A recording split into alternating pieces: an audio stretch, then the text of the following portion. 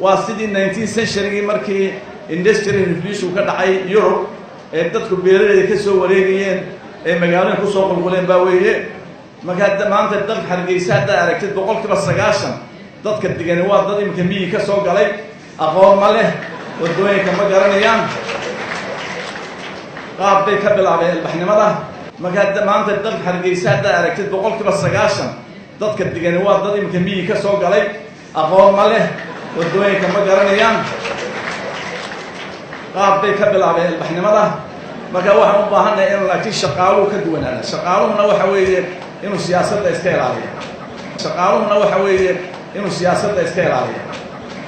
anagu waadaan soo baxno diijiyada tiifyada ka hadla waa siyaasada wada bedelaya afkaysta daalayga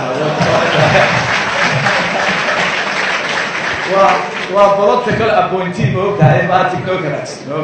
anagu waadaan soo baxno diijiyada tiifyada ka hadla waa siyaasada wada bedelaya afkaysta daalayga waa political appointee moogtahay baa technocrats